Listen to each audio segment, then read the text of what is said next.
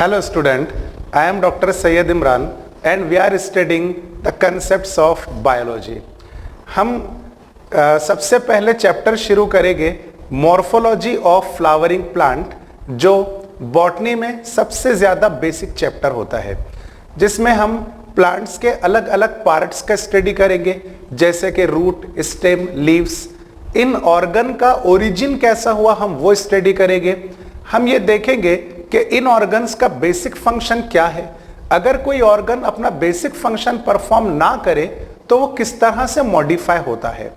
लेकिन ये सब स्टार्ट करने से पहले मैं आपको एक 5 या 10 मिनट का बेसिक बताऊंगा, जिसमें हमको ये जानने को मिलेगा कि प्लांट्स का इवोल्यूशन जमीन पर किस तरह से हुआ। बच्चों, आपने थ्योरी ऑफ इवोल्यूशन में बिग बैंग के बारे में तो स्टडी किया ही होगा या किसी से सुना होगा। मैं उसके डिटेल में ज्यादा नहीं जाना चाहूंगा, सिर्फ अपन प्लांट की स्टडी करने वाले हैं। इसलिए एक बात ध्यान में रखिए कि दुनिया का सबसे पहला ऑर्गेनिज्म वाटर में डेवलप हुआ, वाटर में। और वाटर में डेवलप होने वाले ऑर्गेनिज्म को एक्वेटिक ऑर्गेनिज्म कहते हैं। एक्वेटिक यानी पानी में रहने वाला। उस ऑर्गेनिज्म का नाम बच्चों रखा गया था साइनोबैक्टीरिया।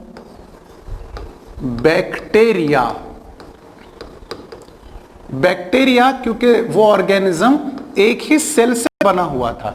ऑर्गेनिज्म का कंप्लीट बॉडी एक ही सेल से बना हुआ हो तो आप उस ऑर्गेनिज्म को यूनिसेल्यूलर ऑर्गेनिज्म कह सकते हैं। And that organism having a very primitive type of cell, that primitive type of cell is known as prokaryotic type of cell. So these are the 3 important properties of the cyanobacteria. So cyanobacteria was the first organism of the world. Cyanobacteria develop inside the water. The body of cyanobacteria consisting on single cell, that's why it is unicellular organism. And it consisting on which type of cell? It consists of very primitive type of cell, that is prokaryotic cell.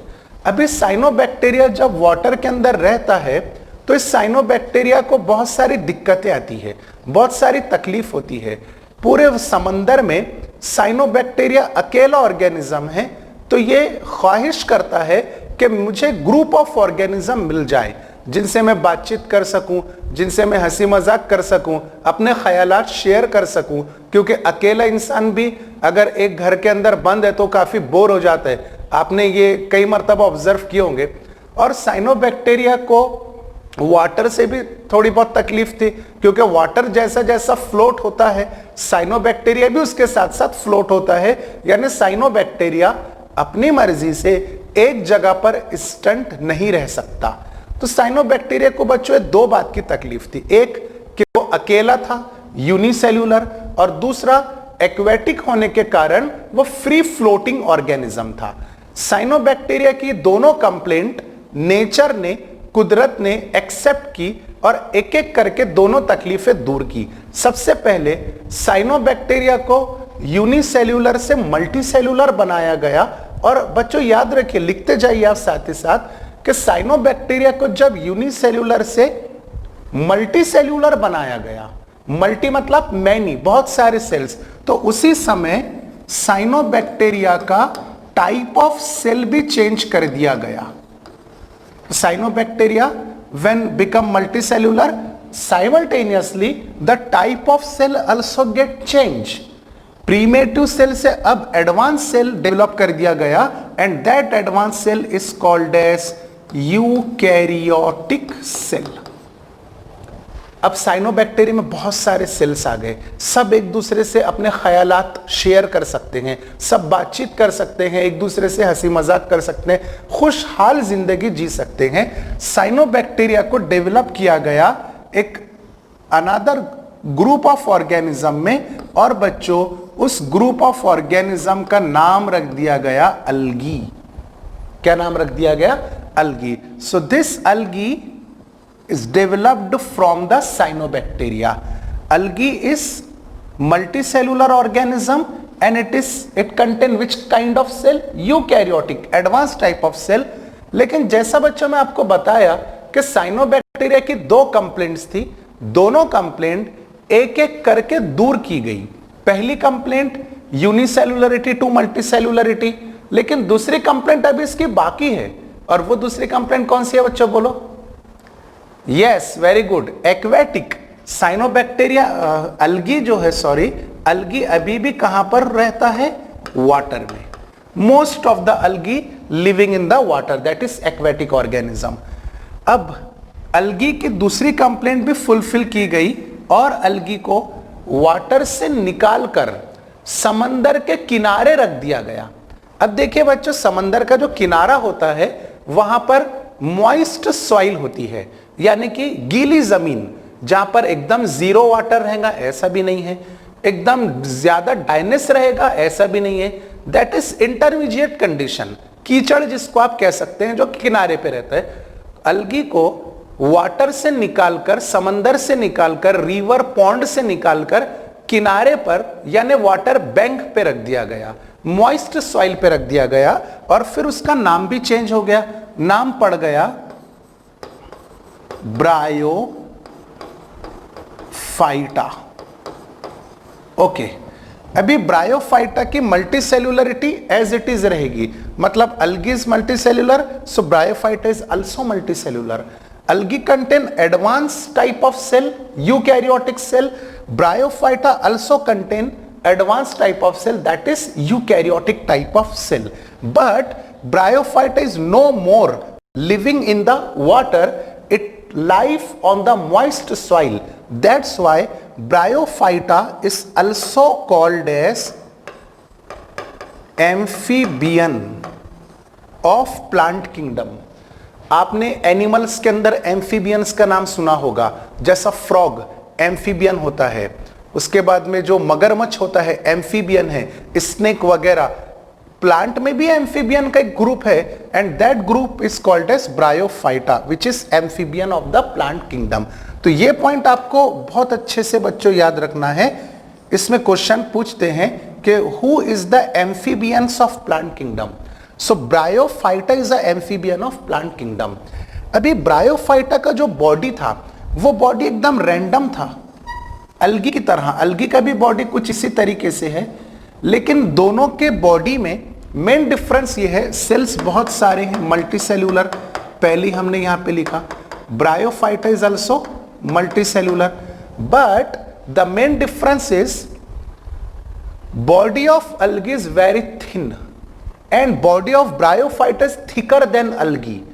ये जो algae का body है बच्चों, bryophyta का body है, आपको इसमें root, stem और लीफ अलग अलग दिखाई नहीं देते हैं। रूट, स्टेम और लीफ डिफरेंशिएटेड नहीं होते हैं। ऐसे बॉडी को, यानी दोनों भी बॉडी को थैलस कहा जाता है। ये बेसिक टर्म है जो कि बहुत इंपॉर्टेंट है और बाद में अपने को काम आने वाली चीज है। Thallus, THASSLLUS, thallus. तो अलगी का बॉडी कैसा है? थैलस। ब्रायोफाइटा का बॉडी कैसा है? थैलस। अब ब्रायोफाइटा ने फिर से नेचर को कंप्लेंट किया कि भाई मैं कब तक थैलस रहूं, कब तक मैं प्रोस्ट्रेट यानी फैला हुआ रहूं, मुझे रूट चाहिए, स्टेम चाहिए, लीफ चाहिए, ताकि लोग देखते से मुझे पहचान सके कि ये प्लांट है।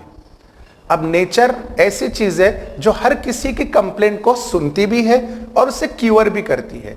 नेचर ने ब्रायोफाइटा की कंप्लेंट को सुना और उसका इलाज भी किया, ब्रायोफाइटा को एडवांस किया। ब्रायोफाइटा से जो next group of plant develop हुआ, इस ग्रुप ऑफ प्लांट में रूट, स्टेम और लीफ डेवलप कर दिए गए, and the group of plant advance than bryophyta is known as pteridophyta.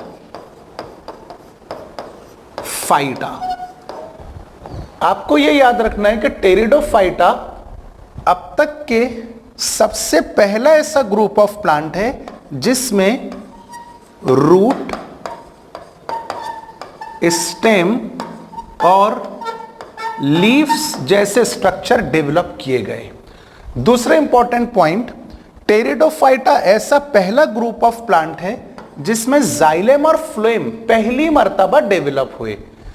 तो आप टेरिडोफाइटा को फर्स्ट वस्क्यूलर प्लांट भी कह सकते हैं, first vascular plant of the plant kingdom, and it consisting on root, stem and leaves. Pteridophyta का root बहुत ज्यादा कमजोर था, फाइबरस रूट था, स्टेम भी बहुत थिन और डेलिकेट था, लीव्स इलोंगेटेड थे। टेरिडोफाइटा ने नेचर से जिद किया कि मुझे ड्राई सॉइल देखनी है, मुझे डेजर्ट जैसा रीजन देखना है, मुझे एक ऐसा रीजन देखना है जहां पर वाटर का नामो निशान भी नहीं है। टेरिडोफाइटा की यह कंप्लेंट भी मान ली गई और टेरिडोफाइटा को एडवांस ग्रुप ऑफ ऑर्गेनिज्म बना दिया गया, जिसका नाम रखा गया बच्चों जिम्नोस्पर्म। ओके, और ये जिम्नोस्पर्म क्योंकि टेरिडोफाइटा से एडवांस है, इसीलिए इसके रूट का विड्थ ज्यादा रहेगा और रूट के अंदर वुड डेवलप हो जाएगी, लकड़ी डेवलप हो जाएगी। स्टेम का डायमीटर भी ज्यादा है, वुडी स्टेम है, और लीव्स बहुत ज्यादा इलोंगेटेड है। तो this gymnosperm contain woody parts, it is woody in nature, मतलब लकड़ीदार स्टेम, लकड़ीदार रूट, जैसा कि आप सॉमिल्स में देखते हैं, आरा मशीन में देखते हैं, ऐसी वुड जिससे आपके फर्नीचर्स बनाए जाते हैं, टेबल का प्लाईवुड है या फिर चेयर्स है, सोफा सेट है, टी टेबल है, ये अगर वुड के बने हुए हैं तो ये वुड अभी तो खैर एंजियोस्पर्म से आई है, लेकिन जिम्नोस्पर्म में भी उसी तरह से वुड प्रेजेंट थी। लेकिन हुआ क्या बच्चों, आप इवोल्यूशन में स्टडी करेंगे कि एक जमाना ऐसा आया, एक ईरा ऐसा डेवलप हुआ कि जिसमें जिम्नोस्पर्म कंप्लीटली नष्ट कर दिए गए, लेकिन उनमें भी कुछ छोटे जिम्नोस्पर्म बाकी थे जो आज भी जमीन पर एग्जिस्ट करते हैं। कहने का मतलब यह है कि जितने ग्रुप ऑफ प्लांट हम स्टार्ट से स्टडी कर रहे हैं, अल्गी, ब्रायोफाइटा, टेरिडोफाइटा और जिम्नोस्पर्म, इन सभी ग्रुप ऑफ प्लांट में सबसे ज्यादा रेयर मेंबर्स, रेयर यानी कम, ना के बराबर, सबसे कम मेंबर अगर जमीन पर किसी के हैं तो जिम्नोस्पर्म के हैं।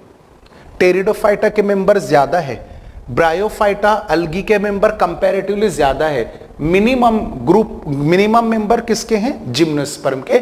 इसीलिए कई मर्तबा जिम्नोस्पर्म को बच्चों एक्सटिंक्ट ग्रुप ऑफ प्लांट भी कहते हैं। Gymnosperm is a extinct group of plant.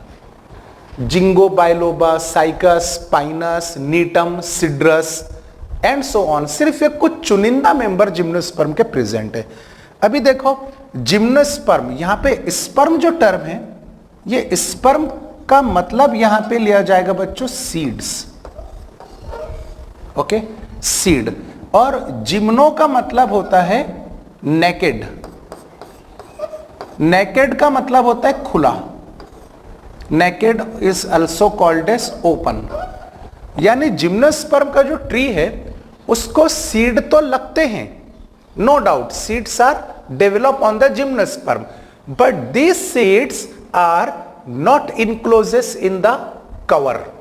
Seed को कोई कवर नहीं होता है, सीड को कोई फ्रूट के जैसा भी कवर नहीं होता है, इसीलिए इसे नेकेड सीडेड प्लांट भी कहते हैं।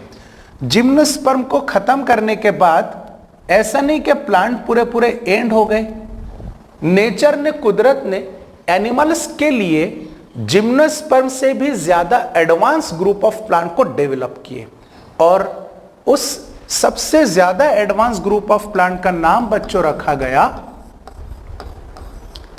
Angiosperm. So this angiosperm is most advance group of plant. मैं यहां पे इसके प्रॉपर्टीज लिख देता हूं, आप पूरा पूरा रजिस्टर के ऊपर नोट कीजिए। Most advanced group of plant कौन है, angiosperm.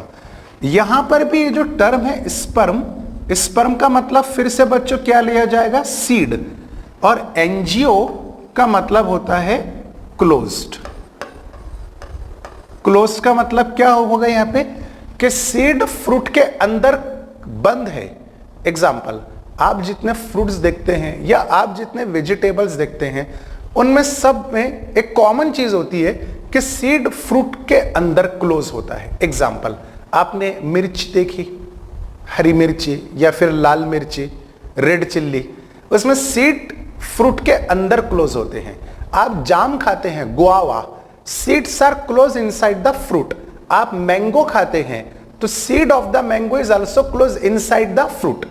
These are called as closed seeded plant and closed seeded plant are angiosperm। मिर्ची, जाम, मैंगो, ये सब किसके मेंबर्स रहेंगे? एंजियोस्पर्म के, क्योंकि इन सब में सीड फ्रूट के अंदर क्लोज है, सीड को फ्रूट की कवरिंग है। एंजियोस्पर्म के बच्चों दो क्लासेस बनाई गई। एक क्लास का नाम लिखा गया मोनोकोटिलीडोनी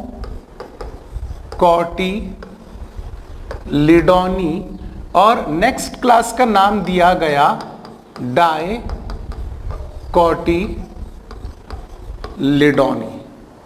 मोनोकोट और डाइकोट इनको शॉर्टकट में कहते हैं, मोनोकोट एंड डाइकोट। तो हम सभी का डिफरेंस भी स्टडी करेंगे, सिमिलरिटी भी स्टडी करेंगे। तो ये सारी चीजें होगी बेसिक से रिलेटेड।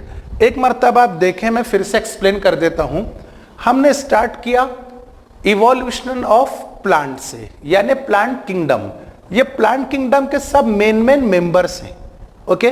और हर मेंबर में फिर से कुछ डिविजन्स आएंगे, क्लासेस आएंगे, ऑर्डर आएगी, फैमिली आएगा, जीनस आएगा और हजारों किस्म की स्पेसीज आएगी। सबसे पहले वाटर में किसको डेवलप किया गया बच्चों? साइनोबैक्टीरिया को। लेकिन साइनोबैक्टीरिया को प्लांट किंगडम में नहीं रखा गया, क्योंकि जो 5 kingdom system of classification develop हुआ, RH विट्टेकर ने साइनोबैक्टीरिया को प्लांट किंगडम से निकाल ली। इसीलिए मैंने साइनोबैक्टीरिया को स्मॉल अल्फाबेट में लिखा हूं और बाकी सबको कैपिटल अल्फाबेट में। जितने कैपिटल अल्फाबेट वाले हैं ये प्लांट किंगडम के कोर मेंबर्स हैं, ओके। तो सबसे पहले डेवलप कौन हुआ? साइनोबैक्टीरिया। साइनोबैक्टीरिया का बॉडी एक ही सेल से बना हुआ है, यूनिसेलुलर प्रोकैरियोटिक। अभी मान लीजिए कि ये साइनोबैक्टीरिया है, ओके। इस साइनोबैक्टीरिया में ग्रीन कलर की एक चिप डाल दी गई। चिप जैसा मोबाइल के अंदर आपका माइक्रो SD कार्ड होता है या सिम कार्ड होता है। बगैर सिम कार्ड के आप कॉलिंग नहीं कर सकते हैं, बगैर सिम कार्ड के आपको मैसेज नहीं आ सकता है, SMS। तो उसी तरीके से साइनोबैक्टीरिया में एक स्पेशल चिप डाल दी गई और उस चिप का नाम रखा गया chlorophyll pigment. Chlorophyll. And this chlorophyll pigment perform the function of photosynthesis. ये क्लोरोफिल पिगमेंट क्या करता है बच्चों पता है? जब सनलाइट इंसिडेंट होगा इस साइनोबैक्टीरिया पे, तो साइनोबैक्टीरिया के अंदर का क्लोरोफिल लाइट को एब्जॉर्ब कर लेगा। सबसे पहला फंक्शन तो मैं यहां पे लिख देता हूं, absorption,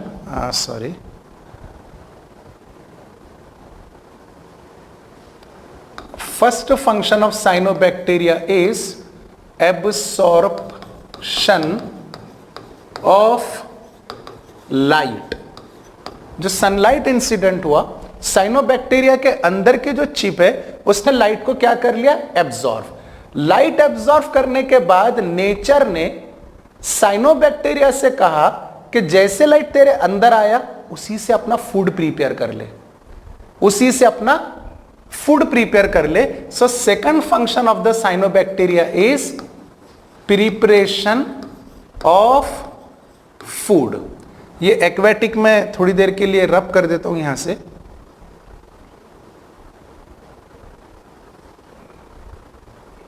due to less amount of space, so this is second function. अब क्या हुआ बच्चों कि साइनोबैक्टीरिया ने लाइट एब्जॉर्ब कर लिया, साइनोबैक्टीरिया ने फूड प्रिपेयर कर लिया, जिसकी वजह से पेट भर गया साइनोबैक्टीरिया का। अब पेट भरने के बाद हम लोग क्या करते हैं? हम माउथ से गैस इवॉल्व करते हैं, डकार लेते हैं, होता है ना। तो साइनोबैक्टीरिया को भी जब ये प्रॉब्लम आई तो नेचर ने साइनोबैक्टीरिया को कहा कि रुक जा, डकार जब लेगा तो ऑक्सीजन गैस इवॉल्व कर बॉडी से। कौन सी गैस इवॉल्व कर? ऑक्सीजन। तो साइनोबैक्टीरिया ने अपने बॉडी से ऑक्सीजन गैस इवॉल्व किया। Evolve oxygen means O2 gas. बस ये तीन जो बेसिक फंक्शन है बच्चों, absorption of light, preparation of food and evolution of oxygen, ये तीनों फंक्शंस को आप याद रखिए। Just a second, okay.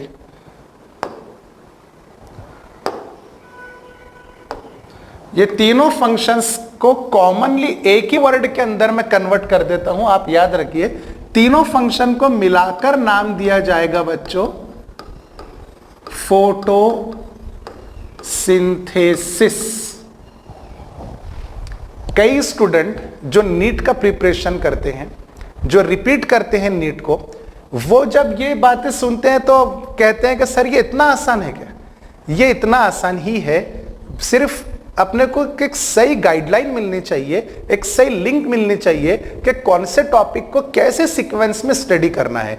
तो फोटोसिंथेसिस बच्चों इतना ही स्मॉल है या इतना ही इजी है, absorption of light, preparation of food, evolution of oxygen. हाँ, ये बात अलग है कि इसके पीछे मैकेनिज्म बहुत डिटेल में है। फोटोफॉस्फोराइलेशन है, साइक्लिक है, नॉन साइक्लिक है, कैल्विन साइकिल है, C4 साइकिल कुछ अलग प्लांट्स में होता है। तो ये सब भी हम धीरे धीरे डिटेल डिस्कस करेंगे। अभी फिलहाल हमारे बेसिक का, ये सिलेबस का ये पहला लेक्चर है, तो मैं चाहता हूं कि आप इसकी नोट्स अपने पास में बनाएं। आप चाहे तो सेंटेंस वाइज बनाएं या इस तरह का मेमोरी मैप बनाएं और अपने पास में स्टोर कर लें, ठीक है। तो सबसे पहला ग्रुप ऑफ ऑर्गेनिज्म बच्चों कौन आया? साइनोबैक्टीरिया। साइनोबैक्टीरिया के बाद अल्गी। क्या डिफरेंस है दोनों में? Cyanobacteria was unicellular, okay, algae was multicellular. Cyanobacteria consisting on prokaryotic primitive cell and algae contain eukaryotic advance type of cell. Similarity क्या है? सिमिलरिटी ये है कि दोनों फोटोसिंथेसिस परफॉर्म करते हैं। हालांकि जितने में यहां पे ग्रुप ऑफ प्लांट्स लिखा, सबके सब फोटोसिंथेसिस परफॉर्म करेंगे। सभी के लीफ में क्लोरोफिल नाम की चिप दी गई है, okay. algae is converted into bryophyta. Bryophyta is advanced than algae, but bryophyta living on the moist soil, bryophyta is also called as amphibians of plant kingdom, okay. Bryophyta का development हुआ बच्चों pteridophyta में, जो कि पहला ऐसा group of plant था जिसमें रूट, स्टेम और लीफ डेवलप की गई। वस्कुलर सिस्टम यानी जाइलेम और फ्लेम भी डेवलप किए गए। अल्गी और ब्रायोफाइटा में जाइलेम और फ्लेम नहीं थे, क्योंकि प्लांट बॉडी कंप्लीटली बिछा हुआ है, प्रोस्ट्रेट है। वाटर कंडक्शन का जरूरत नहीं, फूड कंडक्शन की जरूरत नहीं, इसीलिए अल्गी और ब्रायोफाइटा के बॉडी को क्या कहा जाता है? थैलस। और ना ही उसको वस्कुलर टिश्यू की जरूरत थी, इसीलिए वस्कुलर टिश्यू यानी जाइलेम और फ्लेम की ट्यूब्स डेवलप नहीं की गई।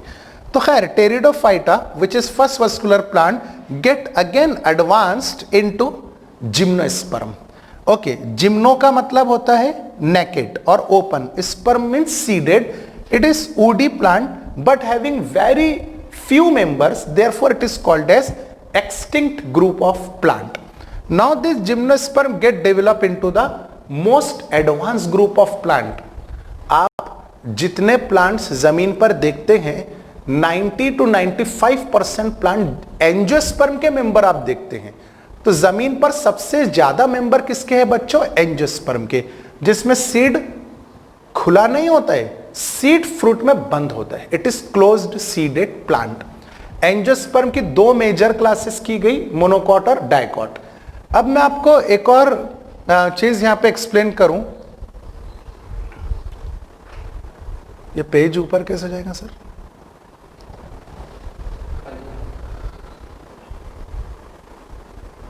एक सेकंड बच्चों, थोड़ा सा सेटिंग देख लेते हैं। अच्छा खैर, मैं इसको थोड़ा सा उसी साइड के अंदर इसको मिनिमाइज करके लिख देता हूं। कहाँ थे हम लोग? हाँ, ये जो ग्रुप ऑफ प्लांट्स हैं साइनोबैक्टीरिया को तो खैर छोड़ो, algae, bryophyta and pteridophyta, this three group of plants. First one is algae, second one is bryophyta, third one is pteridophyta. Algae, bryophyta and pteridophyta तीनों को मिलाकर लोअर प्लांट्स कहते हैं। लोअर प्लांट्स यानी छोटे प्लांट्स, प्रीमेटिव प्लांट भी कह सकते हैं। And these lower plants does not develop the seed, therefore they are called as seedless plant. Seedless plant, and most important thing, these seedless plants are also called as, ये term बच्चों याद रखना, cryptogams. Algae, bryophyta and pteridophyta, these three group of plants are lower plants. They are also called as seedless plant and they are also called as cryptogams. अब इसको वापस से मैं zoom करता हूं।